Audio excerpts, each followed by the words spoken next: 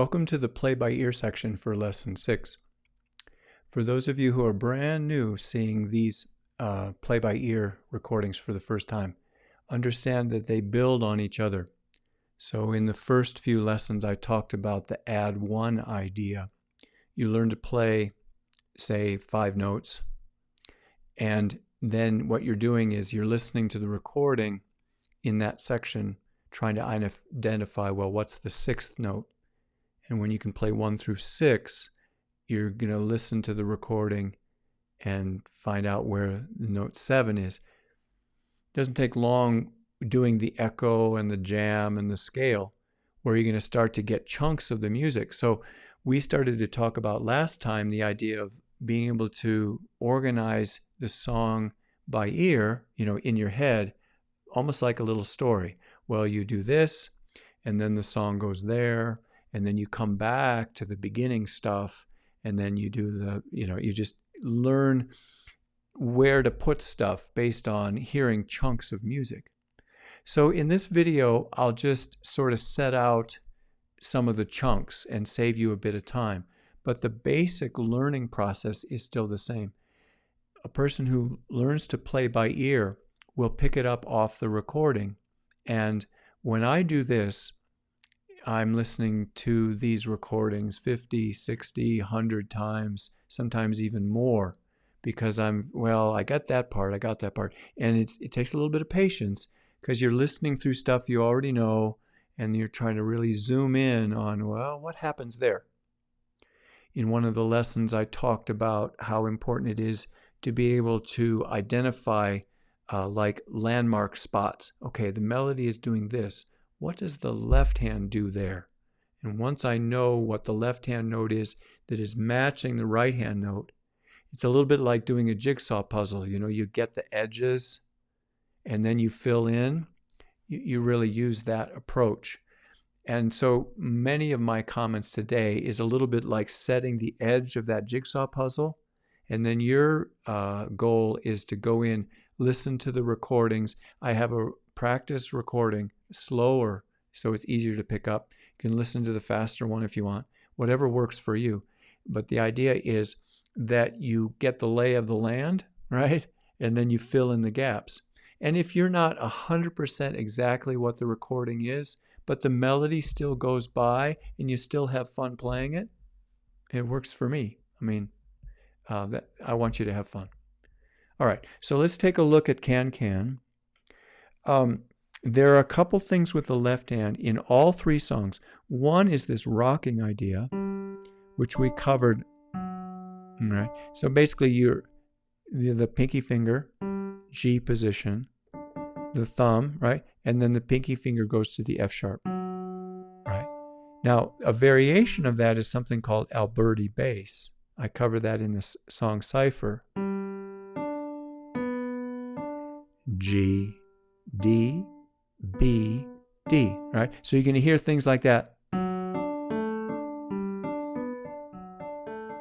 So that's a pattern to get used to, right? You can do it in your jam, and you'll hear it in the songs. Then another thing that happens in this song, I reach down to a D, all right? So it goes, in Can, you have to reach down to a D. So if you're wondering where the edge is, the edge is at the D. Okay? And then some of these patterns, it's easier if you kind of move your hand so. If you have a 4 on that D, you can play all that in under one hand. This is a scale, right? And I share in the recording for this song how much fun it is to play that slow, medium, and then fast. Right? This one is a lot of fun to play fast. And it's only 8 measures long. All right, so Can kind of takes that road. And then for Deck the Halls, the melody itself is fairly familiar. Here, if you keep your thumb on the G, cross there and come back, then you're where you need to be. And the story on this song is the first part is repeated exactly. And you'll find when you're figuring it out on your own, the parts that you know, it's like you hit the speed up, the video speed up thing. You go fast through the parts you know, and you'll slow down for the parts you're trying to figure out. So anyway, I slipped into that a bit, almost by accident.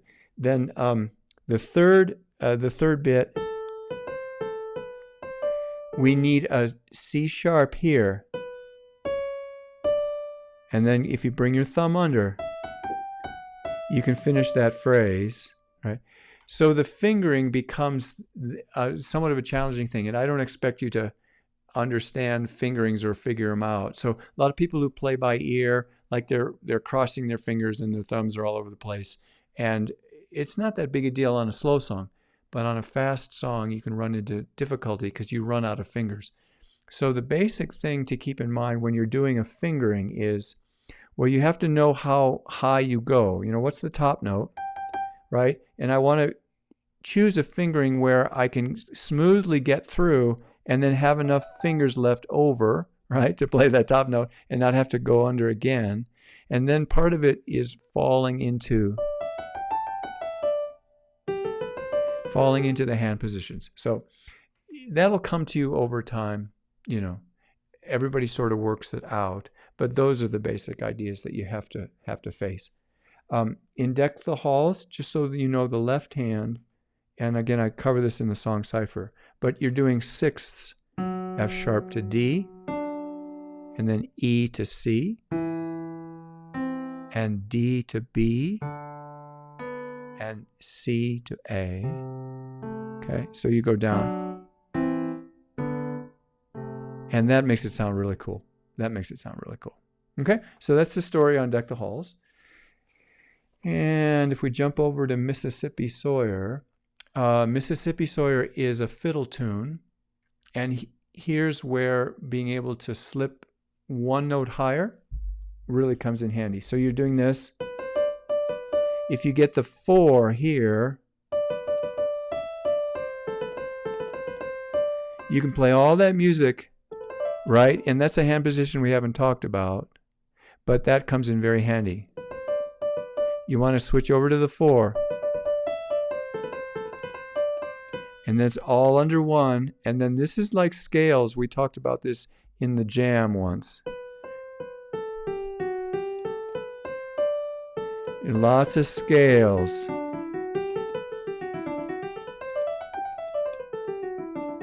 So you'll start to understand why we do scales. Okay?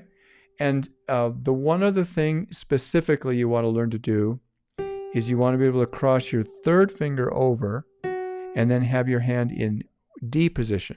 D. The D position, we need an F sharp, third finger. Okay?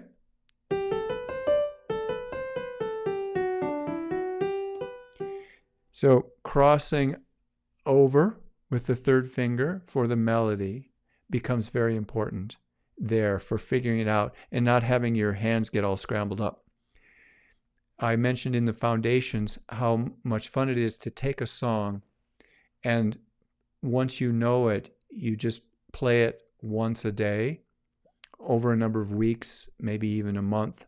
And the idea is you challenge yourself to see how fast you can learn to play it. Fiddle songs are perfect for this. They're almost built that way. A lot of them are. You know, Deck the Halls, learning to play Deck the Halls super fast. Well, if somebody's going to sing it or listen to it, they want to hear it in the speed that matches the words. So it's not quite as useful to take a song with words and just learn how to rip it off. But fiddle songs bring joy when they're fast. And so how do you learn to play fast? Well, you gradually work your way in, and it's best to do that with a song that you know really, really well. And the key to stepping into that is you learn the song well enough that you can play it in your head, and then you sing it in your head and it comes out your fingers. You only go as fast with your fingers as you can sing with your head. If those two things break down, you have to kind of back up, right? The way to really reliably play quick is to make sure that you're singing it in your head. And some people seldom, like they never figure that. They really just never figure that out. But a play-by-ear musician will do that. Remember how I took the sections that I knew and sped them up super fast? Well, because they're running in my head fast. And then you learn how to slow it down and speed it up, slow it down. And it's one of the reasons why playing by ear, once you get the song, it goes into your long-term memory. And quite often, you'll be able to play that song at the drop of a hat anywhere. No warm-ups, nothing. It just comes out of your brain very much like talking. You know, a lot of people, as long as they're healthy and their brain is working, they just talk. They don't think about how they talk. They just talk. And playing by ear gives you songs like that. Mississippi Sawyer is one that you can fool around with to make faster if you want. Appreciate you joining me. I'm going to scoot on to this section about making up your own music. You're welcome to check out that video as well. Along with any of the other videos, you're welcome to do whatever you want. Thank you.